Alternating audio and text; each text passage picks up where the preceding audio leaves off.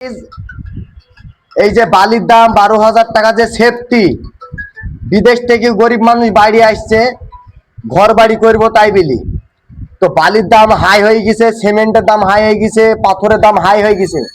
আমরা মমতা ব্যানার্জিকে আমরা বুঝতে চাই যে বালি পাথরের দাম জানে কমাই, নাহলে ঘর বাড়ি করা যাচ্ছে না। এত কষ্ট করি মানুষ বিদেশে থেকে এসছে, এসে ঘর বাড়িটা করবে, নাহলে চালা ঘরে পানি পড়ছে।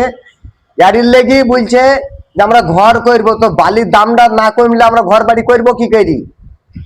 এত কষ্ট করছে, আমরা ওই ঘরে চালায় পানি পড়ছে, তাহলে আমাদের তো শুতে হবে, বউ ছেলে মা বাপ সবাই আছে, কি করি আমরা থাকবো ওই ঘরে? চালের দামে পানি ভিজছে, কোনো কিছুতে শান্তি নাই। রাতে রাতে ঘুমাচ্ছি পানি পড়ছে, তো এত কষ্ট, গায়ে পানি পড়ছে, থরথর থরথর করে হালছি আমরা, বুঝতে পারছো? থরথর করে হালছি। এই কষ্ট কেউ বুঝছে না। মমতা ব্যানার্জি ঘরে বসে শুচ্ছে আর আরামসে খাইছে দাচ্ছে ঘুরে বেড়াইছে। পকেটে গেলে হবে না, আমাদের গরিবকে বাঁচাইতে হবে, আর গরিবকে না বাঁচালে আমরা শেষ হয়ে যাব।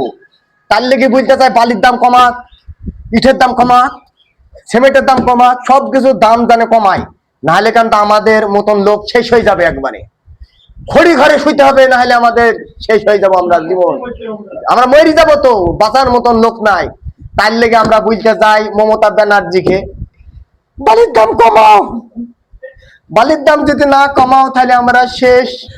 পাথরের দাম হাই, সিমেন্ট হাই গো, আর কিছু করবো, আর আমাদের দুঃখ দিয়ে কান্না বেরিয়ে যাচ্ছে চোখ দিয়ে।